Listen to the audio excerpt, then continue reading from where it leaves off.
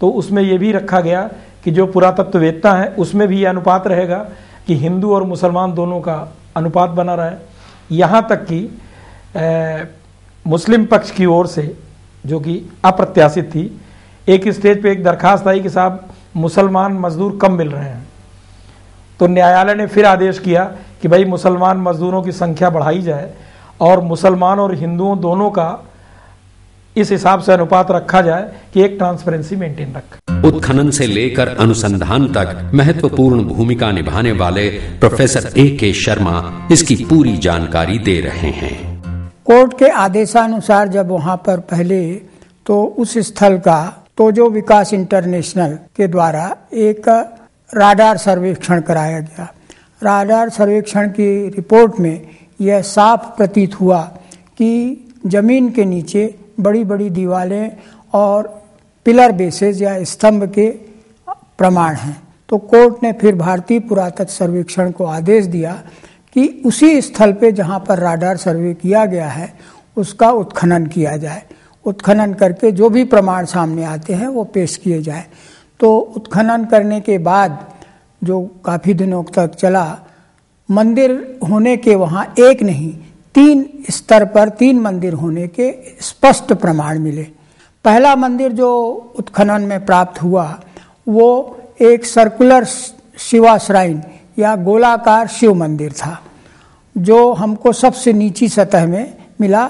और जो carbon 14 date होती है, जो जिसका परीक्षण Birbal Sahni institute of palaeobotany Lucknow से कराया गया, उसमें 9वीं शताब्दी का वो मंदिर था। शिव श्राइन के बाद दूसरा जो मंदिर बना, दूसरे मंदिर की दीवार बहुत चौड़ी थी, उसका आप वो चूने से प्लास्टर किया हुआ था और उसके अपना अलग फ्लोर लेवल था। और वो चूने के प्लास्टर बाद के जो दीवारें बनी उसके अंदर से जाता है। इसका प्रमाण है कि बाद का मंदिर बाद में बना। और उस मंदिर के ऊपर वो जब ढह गया तो तीसरा मंदिर बनाया गया। वो तीसरे मंदिर के जो कि 1228 के करीब बना, उस तीसरे मंदिर की दीवार भी पहले मंदिर के ऊपर ही बनाई गई, क्योंकि कोई नया नींव नहीं खोदी गई, नया फाउंडेशन नहीं खोदा, क्योंकि पहले मंदिर की नींव इतनी पक्की थी कि ज़रूरत नहीं थी। और उस पहले मंदिर के जो मलबे थे गिरे थे, उसमें से कुछ जो मंदिर के स्ट्रक्चर के टुकड़े थे वो दूसरे मंदिर की दीवारों में फंसे हुए हमको दिखाई देते हैं। तो ये पुरातत्विक प्रमाण है। और फिर जब तीसरा मंदिर बना वो भी उसी की दीवार के ऊपर बनाया गया और उसके प्रमाण हमको आखिरी मिलते, उसका अपना फ्लोर लेवल है। तो 1, 2, 3 फ्लोर लेवल हो गए।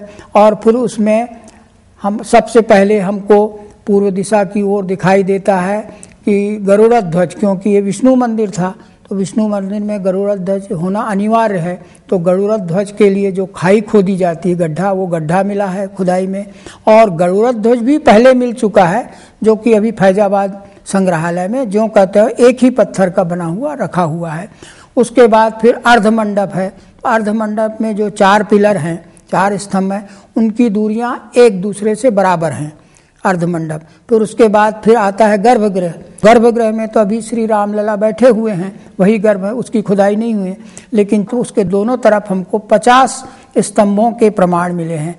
तो स्तंभों के टूटे टूटे टुकड़े या उसके स्तंभों का पिलर बेस जो है, आधार जो है, वो ज्यों का त्यों मिला है। कुछ में पत्थर ज्यों के तो लगे हैं। और पिलर बेस को वहाँ बहुत मजबूत बनाने के लिए चारों तरफ आर्थोस्टेट, जिसको अंग्रेजी में कहते हैं, चारों तरफ खड़े पत्थर लगाए गए हैं। और 50 पिलर बेस मिले हैं और उनकी दूरी समानांतर है, एक से बिल्कुल बराबर है। वो प्रमाण देता है कि यहाँ पर मंडप था। तो ये रचना जो होती है सिर्फ मंदिरों में ही होती है, वो भी उत्तर भारत के मंदिरों में। कि पहले ये है गरुड़ ध्वज है, अर्धमंडप है, अंतराल है, फिर गर्भगृह है और दोनों तरफ फिर मंडप है। मंडप, ये प्रमाण हमको स्पष्ट है, हमको वहाँ पुरातत्व खनन में मिले हैं। मस्जिद में कोई मूर्ति कला नहीं होती है, पेड़ पौधे की आकृतियाँ होती हैं, लेकिन जानवर या मनुष्य की कोई आकृति। लेकिन यहाँ पर हमको खुदाई में जो प्रमाण मिले हैं उसमें बहुत से प्रचुर मात्रा में पकाई हुई मिट्टियों के खिलौने देवी देवताओं की मूर्तियाँ मिली हैं और जो मस्जिद में नहीं होती हैं। मस्जिद में के खम्भों में कोई घट पल्लव नहीं होता है, मकर प्रणाल नहीं होता है। तो ये सब चीज़ें प्रमाणित करती हैं कि वहाँ पर मंदिर था, जिसको गिराने के बाद या जिसका मलबा मस्जिद में की दीवारों में इस्तेमाल किया गया। ये सब चीज़ें हमको मस्जिद की दीवार से मिली हैं, जो दीवारें मस्जिद ढहाए जाने के बाद भी खड़ी हुई थीं, बाकी बची थीं। उन दीवारों को तोड़ने से फिर ये हमको मिला है। बाबरी मस्जिद बनी, वो उसकी अपनी कोई फाउंडेशन या नींव नहीं है। वो जो मंदिर था, मंदिर की दीवार के ऊपर ही उसकी दीवार खड़ी कर दी गई है। दूसरी बात यह है कि मस्जिद के में बनाने में कोई नई चीज़ों का उपयोग नहीं हुआ है, कोई साबुत ईंट नहीं मिली है उसके मलबे से। जो कुछ है वो मंदिर के ढहाने से जो मलबा बचा उसी से मस्जिद खड़ा किया, पत्थर ईंट जो है। और ईंटों की जो लंबाई चौड़ाई है, जो मंदिर की ईंटों की लंबाई चौड़ाई है, वही लंबाई चौड़ाई मस्जिद की ईंटों की है। उसके जो फ्लोर लेवल है, तो जो पिलर बेसिस थे उनको स्तंभों को जानबूझ करके बड़े औजारों से तोड़ा गया। तो इस वो पिलर बेसिस के जो ठूंठ बचे हैं उसमें उनके तोड़ने के निशान मिले हैं। और उनको दबाने के लिए मस्जिद का जो फ्लोर बनाया गया उसके नीचे उसको रख दिए गए। तो पिलर बेसिस के जो पिलर बेसिस थे उसके मंदिर का जो फ्लोर था और फिर पिलर के टुकड़े हैं उसके ऊपर मलबा भरा गया और मलबा के ऊपर फिर दूसरा फ्लोर बनाया गया मस्जिद का, जिसके नीचे पिलर को दबा दिया गया। ये सब खुदाई में स्पष्टता मिले हुए हैं। ये पूरा स्थल धार्मिक ही स्थल था शुरू से लेके आखिरी तक, इसके स्पष्ट प्रमाण हैं। क्योंकि हमको शुरू से लेके ऊपर तक आखिरी तक, यहाँ तक कि मस्जिद तक भी हमको सिर्फ धार्मिक ही भवन मिलते हैं या उसके अवशेष मिलते हैं।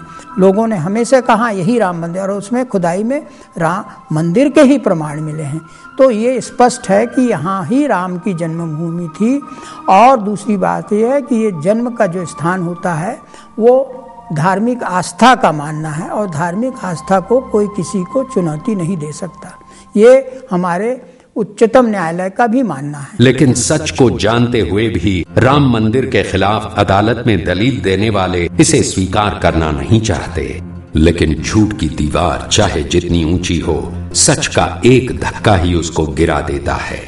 ये तस्वीर उसी शिलालेख की है जो ध्वस्त किए गए बाबरी ढांचे की दीवार से मिला था। प्रख्यात पुरातत्वविद श्री के.वी. रमेश ने इस शिलालेख का अनुवाद किया है। Whenever an epigraphist comes across a new inscription, he first examines the nature of the script as well as the language used therein. Paleographically and orthographically, the Ayodhya inscription is certainly a genuine one belonging to the 11th century AD, and its diction cannot be imitated at a later time by anybody. Each century has its own diction as far as language is concerned. It has its own script as far as the script is concerned. And from these 2 points of view, the Ayodhya inscription is perfectly genuine. Tad bhratrujo jagati megha sutashrutatya Shriman abhud anaya chandrapada vilashya Govind Chandra धरणीन्द्र Guru प्रसादात् Saket Mandal पतित्वमलाभियेन. There is enough internal evidence in the inscription to show that it is from Ayodhya. We have the mention of Saketa Mandala, we have the mention of Ayodhya also, and the construction of the Vishnu Hari temple is the most important point in the inscription during the time of Govinda Chandra, the Gahadawala king. Dr. T.P. Verma of Benares had sent me some time back a Xerox copy of Ayodhya Mahatmya, which says very clearly that there were 9 Vishnu Hari temples in Ayodhya. As a matter of fact, now only 8 Vishnu Hari temples can be seen in Ayodhya. The 9th Vishnu Hari temple is mentioned in the Ayodhya inscription, which has been recovered from the Babri Masjid site. Tankotkhata vishal shaila shikharas श्रेणी शिला संहति व्यूहैर्विष्णुहरैर्हिरण्यकलशः श्रीसुन्दरं मन्दिरम् पूर्वैरप्यकृतं कृतं नृपतिभिर्येनेदमत्यद्भुतम् संसारार्णवशीघ्रलङ्घनलघु पादान्ध्याध्यायत. The inscription refers to the construction of the Ayodhya temple in stone during the time of Govinda Chandra. It does not say that it was the first construction. From the diction of the particular verses, we can find out that it was an improvement from a brick temple structure to a stone temple structure. In the 11th century AD, there was a peculiar feature in the whole of India when brick temples were converted into stone temples, and therefore the temple, Vishnuhari temple, had been in existence even before the 11th century AD when this inscription was found out. Ekhi Mandir means it is not only one temple. It was a brick temple that has been converted into a stone temple by this person. So whatever other remains may be found there could have been the remains of the old temple in brick. अविपचित हिरण्यकशिपुं संयम्य बाणं रणे कुर्वाणो बलिराजबाहुदलनं कृत्वा बहून् विक्रमान् कुर्वन् दुष्टदशाननस्य हननं कश्चान्यः सदशाधिको पुण्यवताम्. The clinching point that Vishnuhari is Rama is proved by the fact that there is a reference in the last line of the inscription which says Kurvan Dushta Dasananasya Hananam. Kurvan Dushta Dasananasya Hananam, having killed the evil 10-headed Ravana. So that is nothing, nobody else other than Rama himself. अदालत के आदेश से हुए इस उत्खनन कार्य ने संदेह के सभी सवाल गिरा दिए, ठीक उसी प्रकार जैसे बाबरी ढांचा धराशायी हुआ था।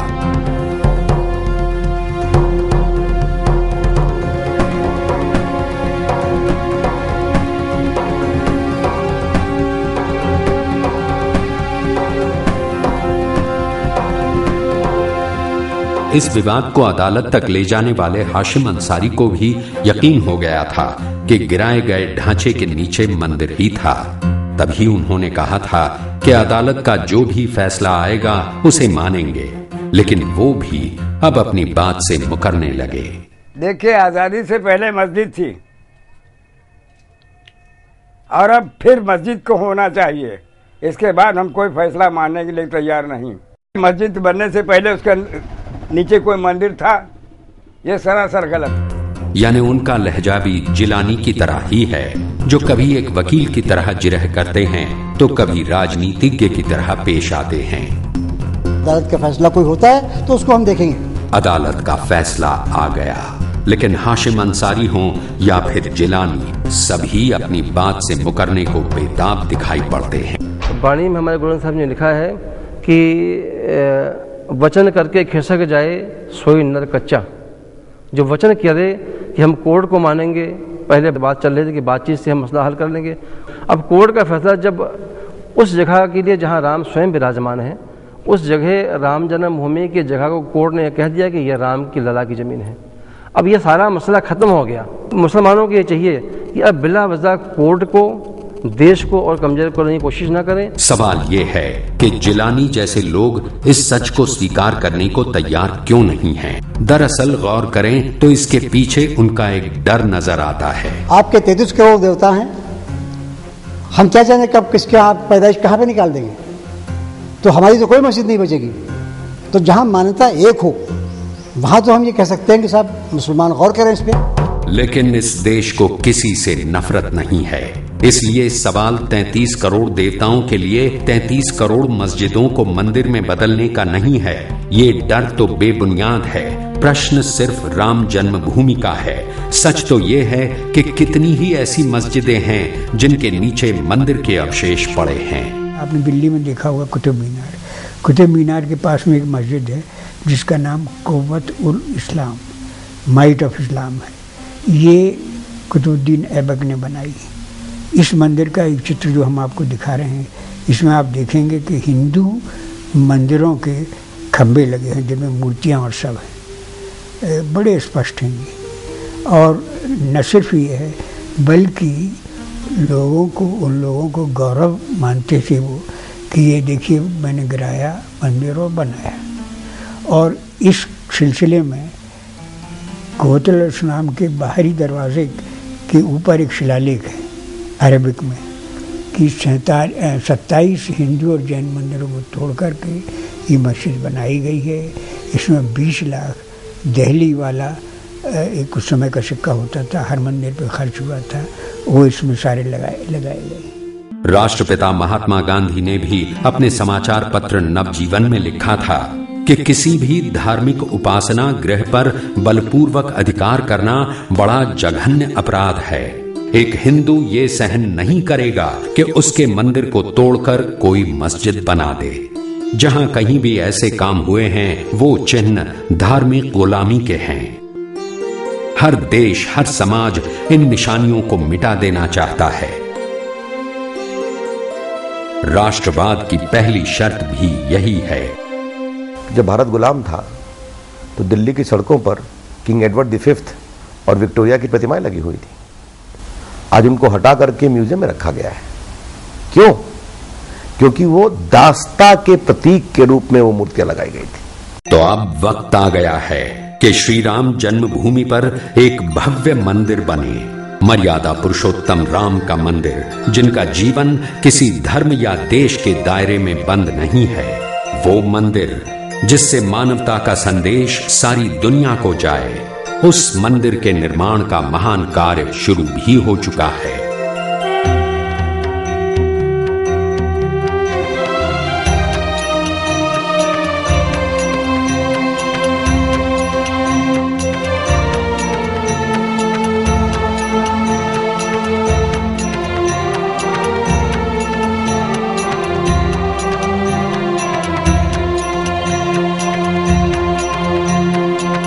राम भक्तों द्वारा देश और दुनिया से भेजी गई ईंटें इस मंदिर की नींव बनने को बेताब हैं।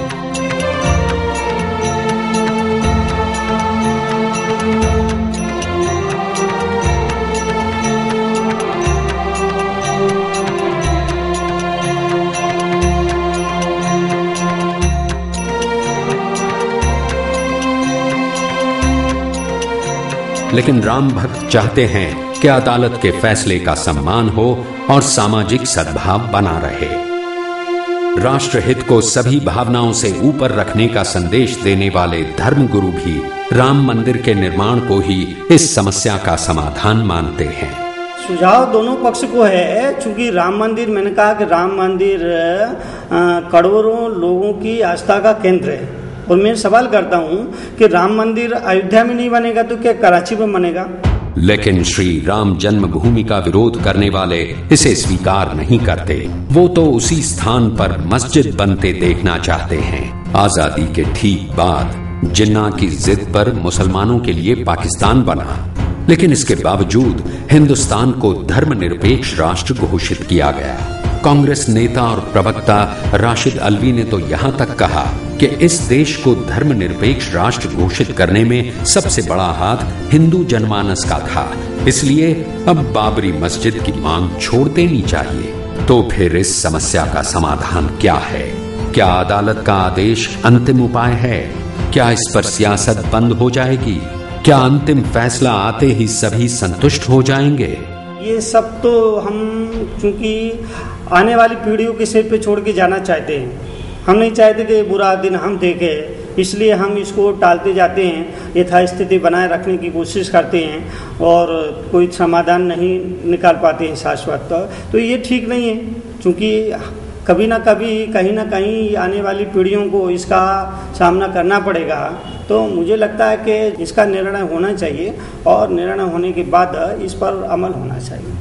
भारत सरकार ने 1993 में श्री राम जन्मभूमि पर एक श्वेत पत्र भी जारी किया था, जिसमें यह कहा गया था कि अगर ये सिद्ध हो जाए कि विवादित जगह ही श्री राम जन्मभूमि है तो ये जमीन हिंदुओं को दे दी जाएगी। अदालत के आदेश और हिंदुस्तान की परंपरा के आधार पर यह जमीन स्वतः ही हिंदू जनमानस की भावनाओं का आदर करते हुए हिंदुओं को सौंप दी जानी चाहिए, क्योंकि हमारी परंपरा सह अस्तित्व की रही है और ये दुनिया के लिए एक मिसाल है। हमारी जिम्मेदारी इस परंपरा को आगे बढ़ाने की है।